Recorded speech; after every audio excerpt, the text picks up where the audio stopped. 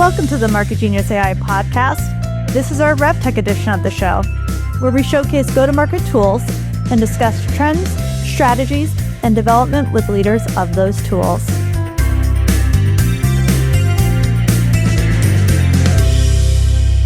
In this episode, our guest is Leo Rogers, the CEO, and Richard Bounce, the CRO of the Curvo.ai. Welcome on the pod. Yeah, excited to have you guys both in the same room. That is a rarity for these times. Let's get right into it. So can you give us the elevator pitch of Curvo.ai? Yeah, hi to you both. And nice to be speaking with you today from sunny London. Yeah, Sunny? It's sunny. Yeah. Let's mark the date then.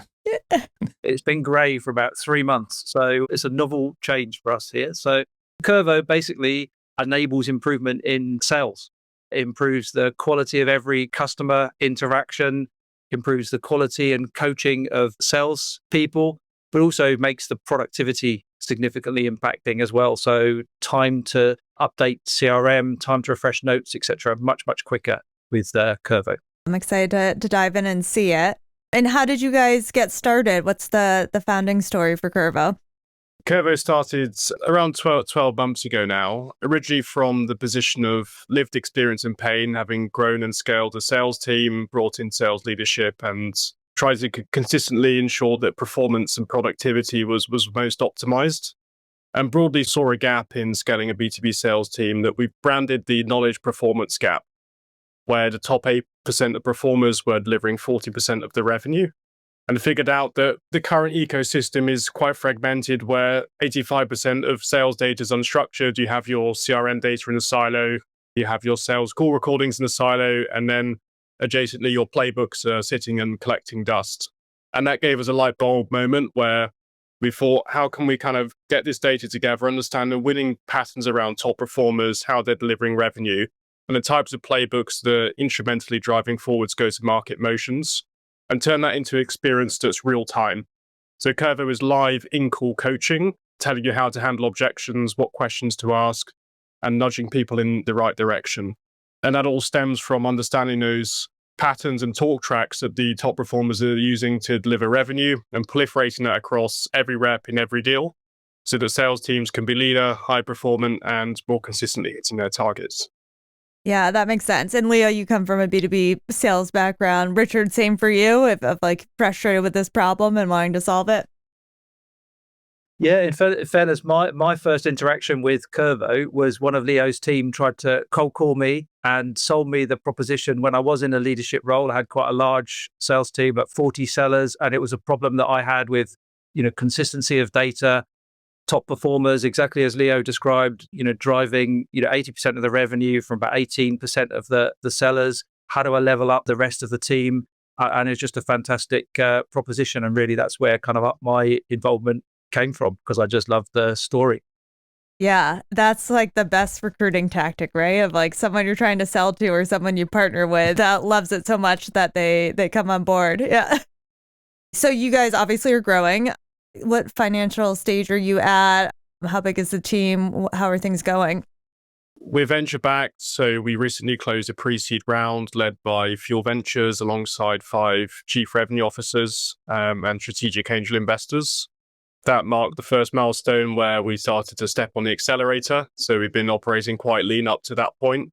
Still relatively lean with a team of 9, but now we have a really solid foundation in engineering, sales, and design, and aiming to significantly pick up our go-to-market motion, both in the enterprise sphere and also middle market within the next 12 months as we progress towards seed and Series A accordingly. So yeah, have high hopes for the kind of future progression based on the traction so far and delivering this new category of real time for all of the sales leaders and reps across the industry in B2B SaaS.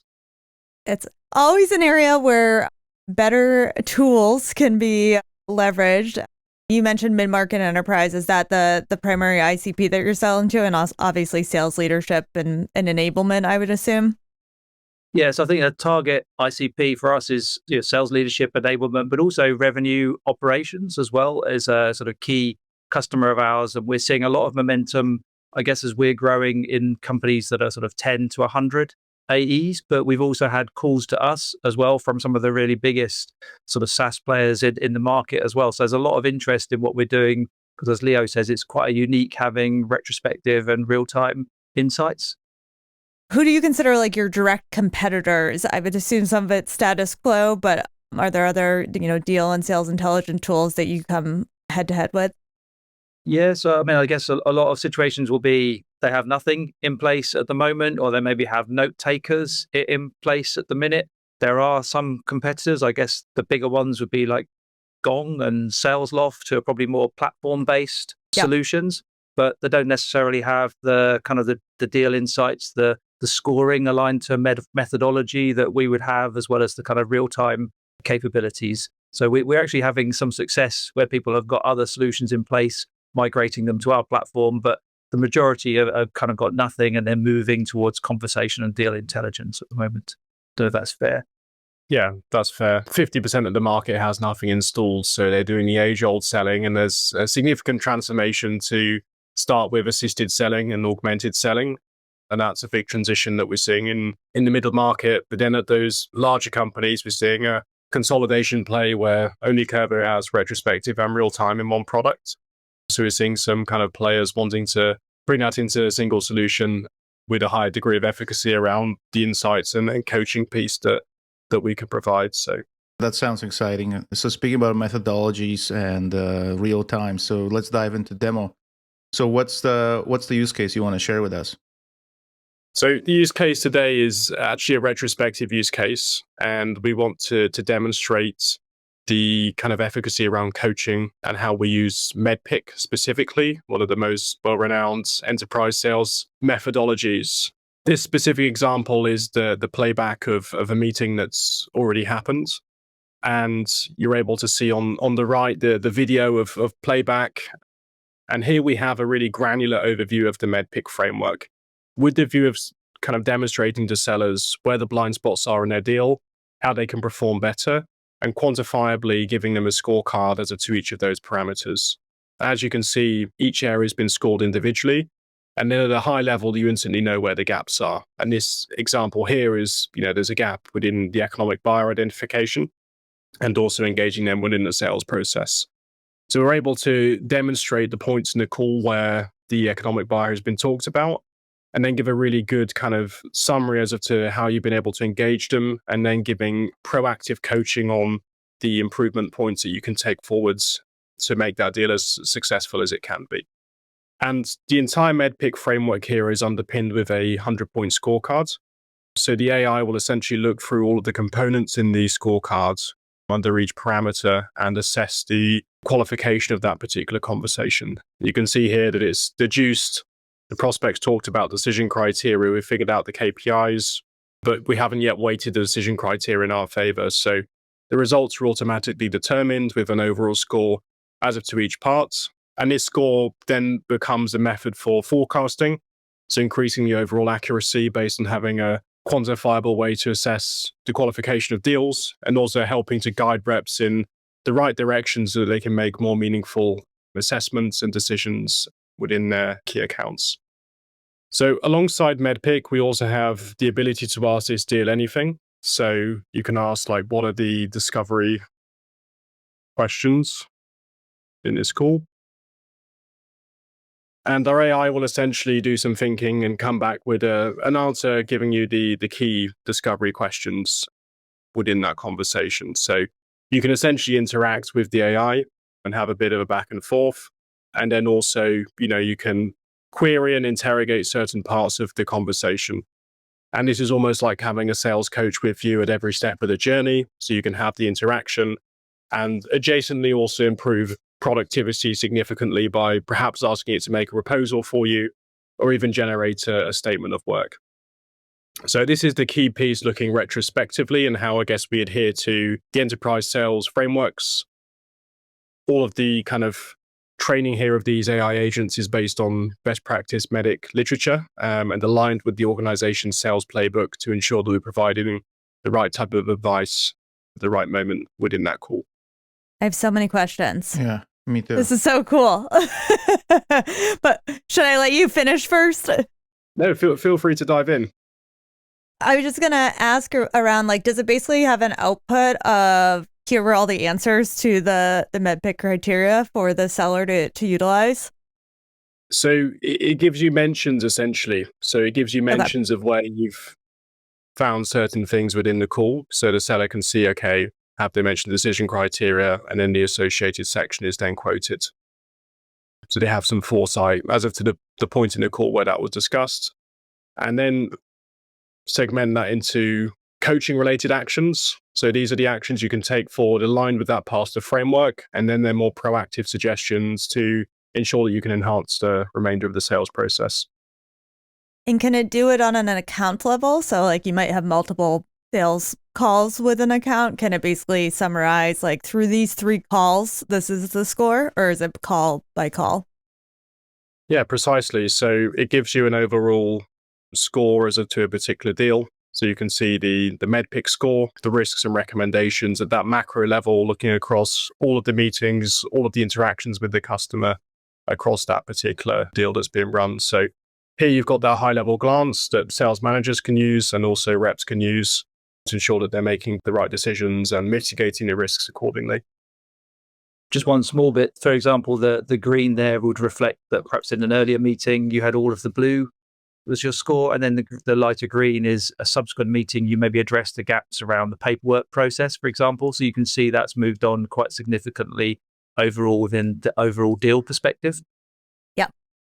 Does it do it at a seller level too? Like, can it analyze all of an individual seller's calls and see like where they have the gaps within MedPick? Yeah, I mean, I think when Leo first spoke to me about the solution, that was one of the things that I thought was most powerful. So you can actually has a reporting capability so that you could view across a whole sales team or slice them in a different direction and get, for example, a medic score, or if you used a different methodology, the same score. And you could see that maybe certain individuals were never asking questions around maybe economic buyer. So it's maybe a point that would require some coaching, but you can also look at win-loss analysis and the scoring against, won deals and where you've got kind of common gaps either as team or an individual. So very powerful, and certainly all the larger organizations we show the solution to or looking at the solution have got real interest in that. The first question I have is around actually the sales enablement. So how the sales enablement can actually use this? They have to go to this Salesforce, or they have to come here to see the kind of output at the aggregate level by team and the teams that are actually non-performing or underperforming in general. So how they would use that to do their work and ensure that, they're setting up the programs, enhancing their abilities to sell and be effective with that. Sure. So essentially this updates a Salesforce instance. So there's a two-way mirror between Curvo and Salesforce. So at all times, the two systems are completely succinct. What we tend to find is sales enablement personas actually spend a lot of time within Curvo for reporting and for finding the key gaps and training opportunities within their teams. And that's because it adds an extra layer of intelligence over what the CRM can naturally provide, and therefore enables them to tailor what type of training programs would be needed, or see in fact which reps are underperforming and where they can perhaps direct their attention and focus to ensure that, those reps are given the right type of training and that's put into place. Also highlighting the top performers and seeing specifically what they're doing and the types of talk tracks, objection handlers, and overall proactivity within their process that's delivering more revenue and an outsized proportion based on the remainder of the team. Got it. And you said you're integrating with Salesforce, HubSpot as well, or only Salesforce? Both at the moment. So yeah, built on top of Salesforce and HubSpot. We tend to find that makes up about 90% of the total addressable market, and then there's a long tail of CRMs as well that are in place. Yeah, especially the size of the ICP that you described you're targeting. So you said there is a real-time preview how I'm doing on the call in terms of the MedPick. Is that correct? Yes. So we have a live bot that will join your call, and you'll essentially listen into those conversations in real time and present the feedback. So giving you nudges and suggestions in less than 500 milliseconds on, how you might be able to direct those conversations in a direction that, is most productive in those calls. So I can literally look at my screen and I can see that I'm underperforming on metrics questions and context around that. And I can just start asking more questions so that I actually fill up the whole category to the levels that I'm expected to be. That is correct, right?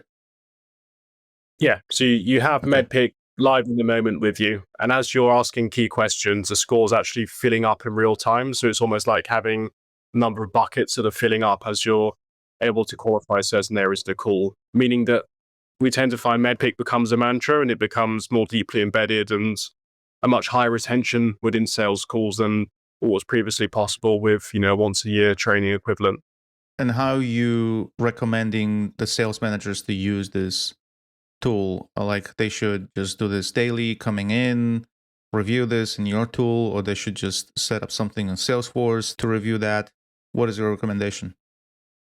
We recommend that they leverage this tool to have more informed deal reviews, firstly. So in their deal review meetings, they leverage a tool to make Medic kind of highlight what the gaps are instead of going into a natural interrogation with the rep and trying to figure out where they're at in each and every opportunity. They use it as a way to facilitate more strategic conversations across the team. So that's probably one of the key rituals where Curvo is put into place. And then we see sales managers using it to watch back the reps' calls, to go more detail into specific opportunities they're working on, and giving them the intel to, again, have better training sessions with their reps. And then from a more macro standpoint, we find that, enablement and RevOps leaders using this for forecasting accuracy. So as well as the weighted forecasting in Salesforce, which isn't always the most accurate in the world. And I guess the gold standard is plus and minus 5% in terms of forecasting accuracy. Curvo gives an extra opinion in the room that wasn't previously there, that's been there and seen everything, is much more candid and transparent, and has scored each and every opportunity. Then we're not just relying on reps' intuition and what they're saying. We've also got that objective third-party opinion that's there and can enable you to understand, should it actually be a commit or should it be a different place in the pipeline, and have we actually committed the right number here? You don't think reps are always spot on with where they think a deal is? That's shocking. Yeah, one of the classic ones. It's always good news reporting. There's never a stormy day. It's always a sunny day for a deal review. Yes, exactly.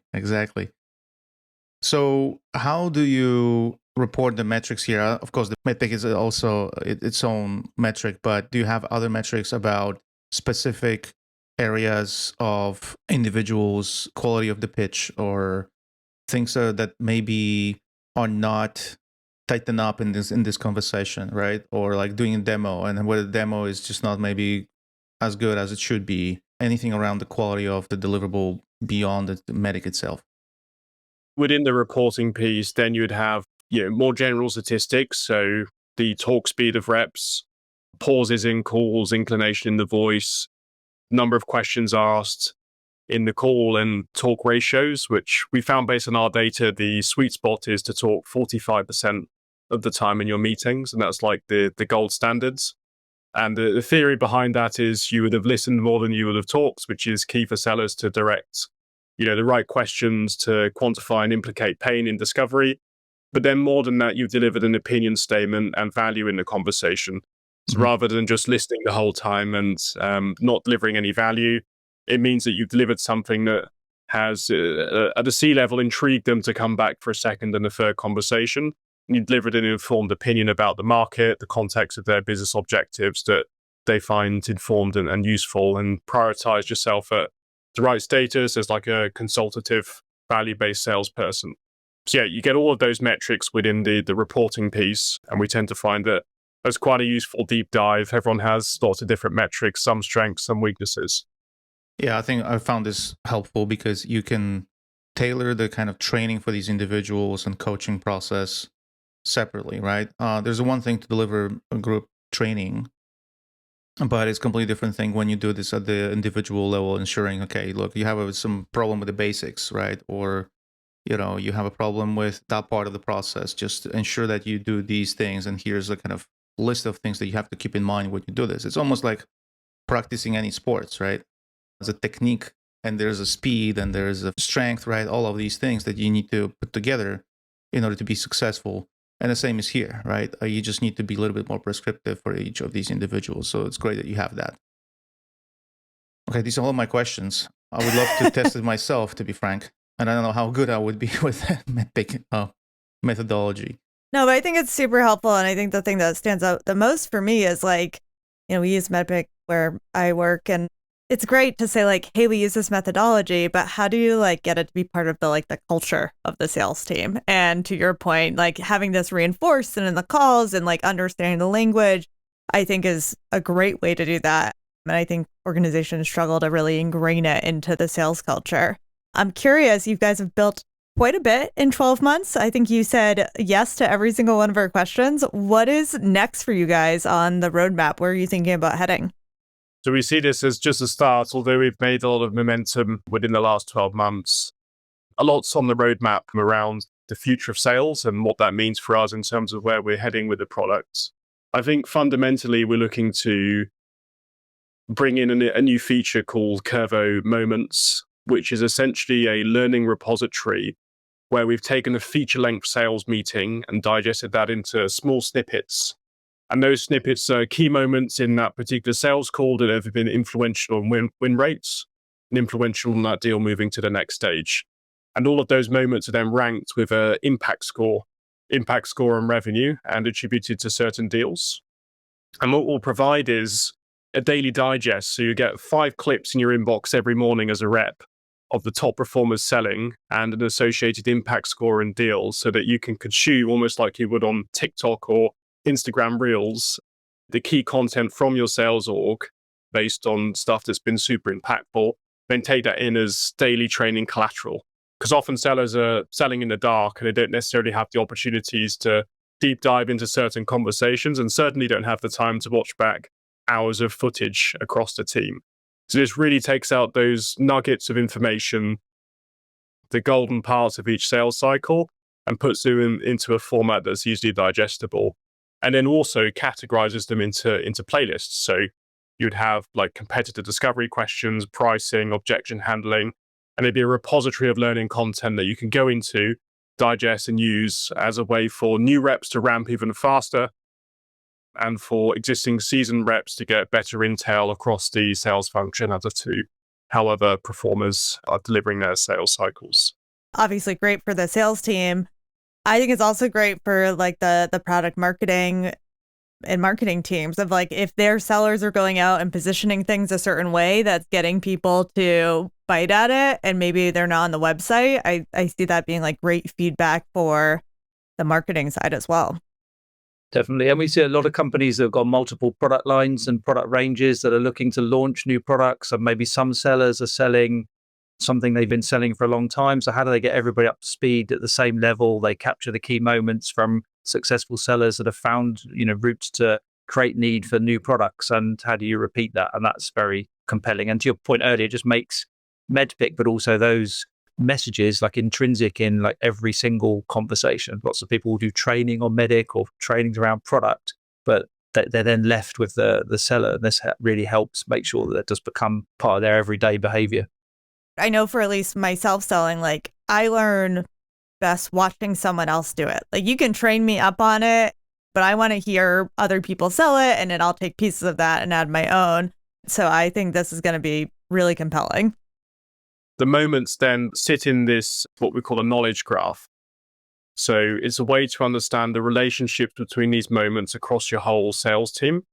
And if we're able to understand the relationships between an objection handled, a particular talk track and a particular customer persona and how that's moved the deal across the pipeline, that enables us to create dynamic sales playbooks, which we already have in early beta now.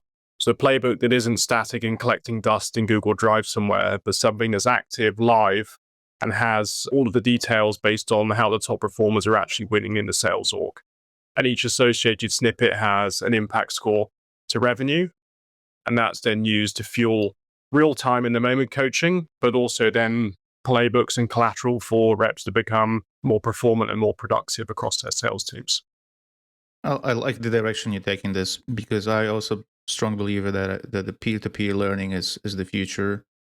It's part of the future of sales, along the other technological advantages that the AI is giving us, right? Because, in the end, when we're investing in people, we want to get this back. So, but also, I think you mentioned something about, using these things, right? Usage is important, right? If something is just somewhere you don't use it, what's the point to keep it, right? It's almost like having 100 pairs of shoes and you're still wearing 2 or 3, right? So what's the point to keep the rest of them? The same is with the playbooks and also the tactics you're using to sell. And I think that the best way to verify this and make sure that they are in use is just a peer-to-peer learning, right? It also reminds me of the education process, right? You can spend hours doing theoretical stuff, but if you never put this in practice, what's the value of that, right? There's an intellectual element of it. I'm not trying to debase that part, but it's important that you can put this in practice and start making something out of it. So I like the way you're taking this whole tool going forward and also trying to embed this in the future practice that will probably have a more emphasis on peer-to-peer learning. I think there's a lot of great stuff to unpack there, particularly as you can't study sales at university, right? It's something that people learn often on the job. So they get into a role and they have to pick it up. Larger orgs sometimes have structured training programs that you can go through to get up to speed. But the smaller orgs, you're kind of just thrown in the deep end and we see, who sinks and who swims. And that's the type of environment that it is at the moment. And I think certainly peer-to-peer learning is a really useful way to understand what other people are doing and how they're successful, and take that from a real world standpoint and delivering it in your own sales cycles. And that's something that we're completely latching onto, both from a perspective of content, but then also from having that real-time co-pilot with you live, someone just to nudge you in the right direction. The analogies that we use is like having a sat nav with a heads-up display that will tell you when to make a left turn at a junction or which junction to come off on the roundabout. So it's there with you and it's nudging and prompting you at the right time so that you're able to make the decisions based on collectively what your peers have done and how they've been successful in the past.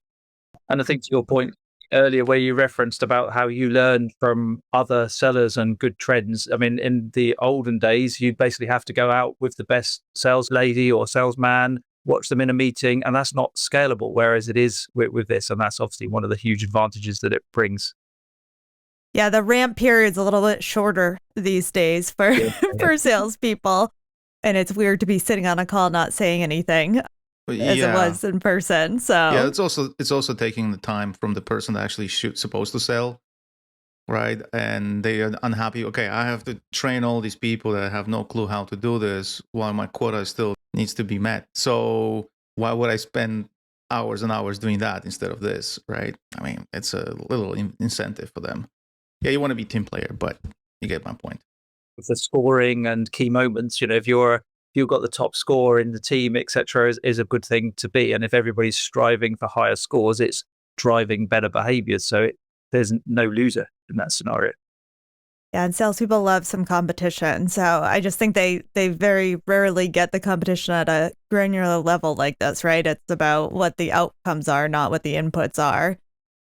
Obviously, AI is like a bedrock of your product offering, and starting 12 months ago, that is an advantage to that. Have you run into any challenges being so AI focused? Like, are there any downsides to it or things to overcome, or even in the go-to-market or sales process, or is it just all gravy? Some of the more seasoned sales leaders tend to have some biases around AI. Is it accurate, being one? Is it actually going to provide contextual information that's relevant to our organization? And is that accuracy going to be between 90 and 100%? I think that's something that we often get, is the usefulness of AI, because a certain lens is that, okay, it's just ChatGPT where you write something in and it sounds like a junior marketing person in terms of its response. So there are some preconceptions and biases there, but I think there is around a bit of a paradigm shift towards how AI is transformed and leveraging knowledge graphs and knowledge bases that essentially fuel the quality of outputs. And I think the second one is around safety. That's another key one that sales leaders and enterprises have a key concern about. So we often go up against info security. That's one that crops up all of the time around, okay, how is this data being trained? Is it being trained on premises, in your cloud, in our clouds? Which third-party sub-processes have access to this information? Can it be ring-fenced and contained? And how are you going to be using our customer data? I think it's a key one, because the bots joining customer calls And there's just a level of reassurance that needs to be provided around that, which we're able to deliver. But I'd say those are probably the top two key concerns when selling in a new innovative solution based on, potential fear that it could go wrong, such as, is the customer data going to get leaked, or is this just going to be a garbage output? I guess are the two key concerns from sales leaders. It's just about embedding the right set of truths around that and, making people comfortable. I think AI generation, whether it's creative or content or otherwise, is still not great. Like it can't be like a human. It can't say something that's never been said before, or it might not have your exact voice. But in terms of its ability to analyze, it's AI and machine learning has been analyzing for decades. Like that's not like a new thing. It's just doing it in a more sophisticated way now, and that can be put in users' hands. And so I think some people are still getting over that like realization of where it's going. Any of its output and generation that you're making in terms of suggestions is not something that's going to go in front of the customer. It's informing internal salespeople and suggesting what to do. But yeah, I could see that being an issue. Yeah, I can understand this. Like, on the one hand, you have a higher awareness among the customers and individuals, where my data goes, where's my PII, right? Is it safe?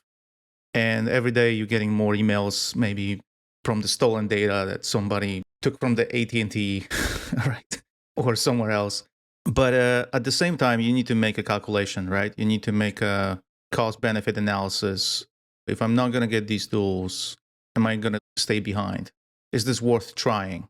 And I think with these questions and kind of maybe challenging the vendors like you, I think they're still improving the overall process of sharing the data, right? I think there's more and more tools that are helping to secure that, certify.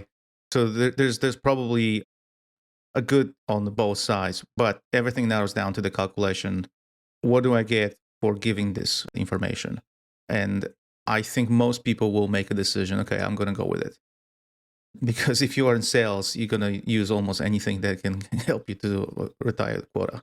I'm not saying it's everything, but it's almost everything, right? I'm talking about the legal borderline here. So it's definitely something that I think it's improving overall AI usage at the rapid pace across the board. And I've seen this also, the main concern with other AI-like tools. I had a conversation recently with a Canadian accelerator, and most of these solutions were AI-based. All of them across different industries, they're getting the same question, the same challenges like you described, right? Whether you are in healthcare, which is definitely something that people will be concerned in terms of the data, or you are in the HR, of course, right? But also in robotics, where the robots are using data and perform some tasks. That's definitely something that everyone is facing, but everyone has to do this cost and benefit analysis, and I think it's going to be in favor of buying it. So what are the other trends that you see on the market? I want to ask you, whether you see anything that is in the space of video recordings, coaching, sales enablement, deal intelligence that you're observing or following? I think there's been lots of transformations in how sales teams are run and the tools that they're using at the moment in terms of their overall transformation. I mean, one that springs to mind as notable is moving from age-old cold calling, where you would dial each person individually across a whole list and you spend half the time with the ringer going before you get into a live conversation, to moving towards AI-driven parallel dialing solutions that will essentially call 10 people at once and drop you into the lobby for whoever answers, and then using nudges in a live cold call, similarly to how you'd have in our solution in a long-form discovery meeting, and enabling you to connect to more people at scale, and then also being able to, deliver more pipeline and with less essential sales capacity and leaner, high-performance teams. So that's something that we're seeing. And we do have a hypothesis as to where sales will be heading. Right now, we're in the assisted selling remit. You're given the suggestions, but as a seller, it's up to you to hit that send button, to edit it and be that guardrail before it goes out to the customer. But what will come next is automated selling, where you have your digital sales twin, who's trained based on all of your sales content, looks like you, sounds like you, the same talk track, voice, everything. And that's trained based on best practice sales. And your digital twin will then essentially be going into battle and selling for you. And our hypothesis is initially that'll start with lower annual contract values, which are akin to more self-serve motions at the moment. So let's say £200 to £500 a month. And as trust builds, because trust is the key thing right now in enterprise sales and why humans are required to be in play, as trust builds, then there will be a higher ceiling to what your digital sales twin can actually sell. And we have a hypothesis that that could be a transition to the market over the next 5 or 10 years. But right now, we're firmly embedded on assisted selling, and we're looking closely and looking to innovate in the segment of autonomous selling and how that might shift the entire landscape when AI becomes at the same level and efficacy as real people in terms of its sales ability. Do you think that there is a risk that this automated or autonomous selling might kill selling? I think it has a risk of making it a lot more transactional because you buy stuff, the primary reason is the relationship that you have, which is why startups are able to succeed against the incumbents. If you did a capabilities grid, most of the time the startup would lose. But they have edge and advantage in other areas, such as the relationship they have with the buyer and how they're able to position things. So it does have a potential risk of getting more transactional, where you essentially just everything turns into a business case, cost versus revenue. But it would be adding the human component into that in some capacity. So that's something to watch out for. And that's why I think it will start at the transactional sales piece, the volume-based selling with lower ACVs, where it is more driven around high volume transaction and then potentially move up the food chain over time. It's like right now in the self-service world, you're not product-led growth or whatever you want to call it. You're not getting sales support. So like, who's going to turn down their nose? You're getting like chat support, but I think most people will be open to it. My head goes in like a real futuristic place of like, could I sell me as a seller, right? Like once it becomes autonomous, who owns all of the things that have trained it? It'll be interesting to see how that world evolves. The one area that I am always like concerned around is often the way you get a really high performance sellers, they come up through the system. They probably started as an SDR and then maybe they're an inbound seller and an outbound seller and an enterprise seller. And, they kind of walk through the steps of it to learn as they go. And so how do you get high performance sellers out of nowhere? And like, how will that change who actually becomes the salespeople? Will it be more operations people or product people going into sales roles? Curious about your thoughts on that. That's an interesting question. Yeah, I'm not sure I have the perfect answer for that, to be fair, because I think that is an interesting concept. But I think that, at the lower end, as we said, I think there will be an element of AI at automated transactional level. At the higher end, I think people are probably slightly more cynical, but they'll still want the relationship and they'll want that to build that sort of trusted partnership. And a lot of that will perhaps come from product knowledge, industry specialism, and taking that steer rather than necessarily BDR up to AE. It might be somebody that's coming maybe a bit more from a kind of a product focus, but with good relationship skills. The good ones are good at a lot of things, but often they're really good at relationship building and they get away with some other, like they're lacking on product knowledge and they can bring someone in. And so will that flip a little bit of like, you really need to have the product knowledge and other areas of expertise? It'll be interesting to see. To secure trust, you need to like build credibility, you need to be competent, and you need to kind of demonstrate you're not in it entirely for yourself. And those things will perhaps come with those traits of people that do understand the product, they understand the solution, they understand the industry it's going to. And in the last 10 years, if you think of the sort of sales trends, that's been one of the big ones, I think, where customers are looking for people that understand the problem more than perhaps they would have done in the past. I think that's going to become increasingly critical. Yeah, the reason why I asked this provocative question is because I see that I'm getting more emails since the AI kicked off. And a lot of these emails simply deliver literally zero value to me. Occasionally something is maybe going to skim through, right, whatever, but I never reply. And if we're going to go after another step in the sales process where we're going to automate the calls, and these calls will be coming from the synthetic voice, my voice, right? And I'm just going to make more phone calls. I feel like people will start becoming more immune, not picking them up. if we go through every step in the process through the same kind of evolution, well, more volumes, that doesn't mean that is more effective. Even if this is more tailored, still I'm becoming more immune. I don't want that, right? Unless the customers start realizing, okay, that's the world we're going to live in. That's how this is going to happen. But I don't feel like that's the kind of human nature to, at this point, to be really responsive to this trend. And it might take us a little bit more time before I'll be able to set up my own avatar as a buyer to deal with those things.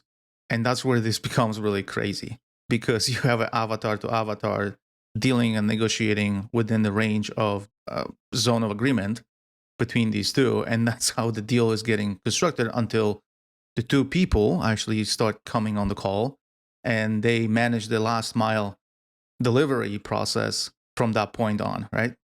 I know it sounds like sci-fi, but probably AI a few years ago, maybe 10 years ago, that sounded like sci-fi, but now it's real.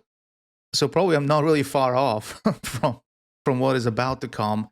And that's why I was asking this question, because the volume is not a solution. I think it's more of how we adopt and how with the both sides actually rising up to the task and using technology to manage that space. I don't know what's your take on this. It's maybe a crazy idea. Call me crazy. That's okay. I'm fine with that. I certainly think that there's potential for there to be buying agents as well as selling agents. In fact, sellers, even their human essence, are likely to engage with buyer agents in the outset because they have something to gain. They need to hit their quota. They need to generate revenue. So I can see there also being engagement vice versa with buying agents. I think there's an initial negotiation where two people have their terms. Do the terms align or not? And if not, then human intervention. If yes, then there's a deal that can be forged there.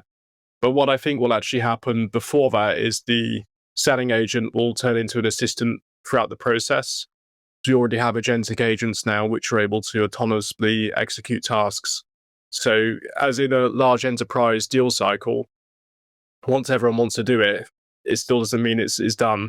You've got a big go live plan to go through. You've got to engage different stakeholders. And it basically turns into project management mode towards the end of that process. And that's where I think you could apply a agentic agent, for example, to help and keep everyone accountable, follow through with the steps, and ensure that the human's brought in for the relationship and trust building, and that it's there in the background covering all of the key tasks that need to be done as part of, providing a lot of capacity benefit for the seller. So there's definitely scope here, and it'll be interesting to see how this unfolds over the next time horizon. But it'll be the early pioneers that put this in the hands of beta users and test traction and see how it's been receptive in the market. And then over time, it will become greatly adopted. And I think it will start firstly in the SMB space because there's a lower barrier to entry. And once there's traction in the long tail of the market, it'll progressively move upstream, where enterprises are the last to adopt it. And then SMBs are the first pioneers of testing out buying and selling agents. Do you think that this whole trend will also change the way the marketing is working? Potentially. It needs to be quality over quantity focused, these agents. So there needs to be some guardrails around the number of people that they contact and the number of parallel process they're involved with the view that quality is still the most paramount thing in sales. Quantity doesn't solve all of the problems, solves some of the problems in terms of demand, but quality is still the underlying thing that matters in terms of delivering revenue. As for marketing, I think they'll just have more intelligence around the campaigns that they deliver. So sitting on a gold mine of all of this information means that you can have retargeting lists that are aligned to qualitative things. So you're then leveraging first-party information of that person in campaigns and targeting them. Right now, you're having to create a value hypothesis that this message will land with these people based on trends. But then you'll be able to pre-validate it because you'll have the data, tested all these messages with these people. This is exactly the words they used when they responded to it. And therefore, you can have much more curated campaigns that will be more targeted and more beneficial. So taking targeted advertising to a whole different level through the organizations having the first-party data to target their marketing. Yeah, I think there's a ton of opportunity for growth in account-based marketing, working for an ABM platform. You're not biased at all. Yeah. Well, no, I just think there's like a ton of innovation. A lot of these tools are coming out in the RevOps, sales ops space, but are not getting leveraged across the marketing space. And it's like we still are throwing a lot of people to marketing problems where I think AI could help it significantly in terms of one-to-one messaging. Now, the downside of that is like privacy laws and industry regulations get in the way of it. And so there's always a trade-off there, but there could be a lot more harnessing of connecting the dots from the sales tools to the marketing tools. Yeah, I think personalization is the holy grail here, right? Because the third-party cookie is going away at some point. I mean, Google is pushing this date, but it's definitely happening. So anything that is the engagement part generated by the marketing should feed already a sales process. And like you both said about the data and analytics, I think that is all already here. I don't understand why we don't use this more effectively. And once this process is enabled, I think there's also an opportunity to automate some campaigns to strengthen the signal, right? So almost the machine or AI can really start reading those signals and start feeding more of the kind of next step in the persona buyer journey, so that once this individual is maturing on their decision-making process, I think the seller is picking up all of that in a kind of more consumable format. Because today, if you look at the data in Salesforce, as a seller, you won't use that. You will need to have someone coming from marketing to tell you exactly what these campaigns were about before you even start digging into that. Otherwise, you will never figure it out by yourself. In my opinion, there's a little bit more space here to improve that process and hand over and have an extra loop of nurturing before that lands on the sales side in the process. I think HubSpot and Salesforce are doing a good job. I mean, it's always happened in custom objects before, but HubSpot's introducing like app-specific objects, so you could push in some more unique data from a marketing platform. I just think you're going to see more and more of like, how do we give the best information to a seller to make their job not going and digging and finding stuff, but more around like the feedback there, and much like your tool is doing. Yeah, I guess the quality of opportunities increases, then the close rate increases hand in hand. Yeah, qualification is a big piece of the conversations we have with sales leaders every day, where they're finding that reps are spending time on the wrong opportunities consistently. They're clutching onto straws based on a certain thing closing, whereas if they look in hindsight after the deal's been lost, they would have potentially known that 1 month or 2 months ago. And the essence of having much better qualified deals will mean that the capacity is directed in a way that's going to deliver more revenue, and all of the noise within that sales pipeline that's used as a way for sellers to tell a manager how many deals they're working on and how things are all going in the right direction is cut out, and then you're left with the objectivity around the things that need to be focused on. But leveraging that data full circle back to marketing means that better campaigns can be delivered in an ABM format to the accounts that matter, and therefore opportunities are generated with the right people, and the quality is then more aligned, which should also reduce buyer biases around salespeople if they're having better, more contextual and quality conversations with sellers, as opposed to generic based discoveries that, you know, they're asking probing questions as opposed to being informed when entering their discussions. Yeah. I think that, you know, we talk about AI a lot of like focusing on what you should be doing. The more and more we're talking to companies that are investing in AI, I think the best thing AI tells you what to do is what not to do or what not to pay attention to. And it's focusing the attention and getting rid of the noise, which is great because the noise is what burns us all out and wastes time and decreases efficiency. Okay, so moving on to kudos. Any other companies that you want to call out that you think are doing cool things and you're excited about in this space? I'd like to call out Salesfinity firstly. Previously mentioned auto dialers and their impacts. Founder also worked out a similar WeWork here in London, and we have adopted their tool for our entire outbound motion, and it's helped to generate demand with C-suite, CROs and VPs across the board in large enterprises and mid-markets. So we've massively increased the volume of our outbound calling thanks to Salesfinity. So they'd be one to highlight. And then Rich, you wanted to highlight one as well? Yeah, so we do a bit of work with a company, Curvo.ai, which goes back to a bit the point we were talking about before. So I think Salesfinity helps with quantity of calling and supporting the motion. Curvo helps with the quantity of outbound, but it does lean on not just quantity, it's quality outbound. So it does that through kind of AI tooling, but its whole message is around the quality of that, because there's a lot of noise, as we've discussed already, about lack of quality. And that's something that they kind of improve massively. That's their kind of main USP. We're going to have to get them both on the podcast. Yeah. That's awesome. Better speakers than us. So you guys are great. God, you guys are great. What top 3 tips do you guys want to leave us with? Are you going to do them together or separate? For sales, anything. Anything you want. Well, implement Curvo would be one. Tip 1. But, I mean, in terms of the selling side, any improvement in selling isn't sort of single threaded. It's you can't do a training course, for example, on Medic without following up and benchmarking it and reviewing it on an ongoing basis. However you do that, it has kind of limited value. So I think that's critical. In the sales context, it's all around the 1% incremental gains that you can get in your process. So it's a learning mindset and improving yourself every day. It's always a perpetual process. And if you can soak in the context of the best performing peers, the industry literature, and also vary the type of content and reinforcement learning that you're taking in, that enables you to be a very high performance seller in the industry. So I think it's that perpetual gain and having a growth learning mindset and embedding that throughout your kind of trajectory to make yourself a top performer. And the third one is more entrepreneurial, but my usual tip is to start now and never quit.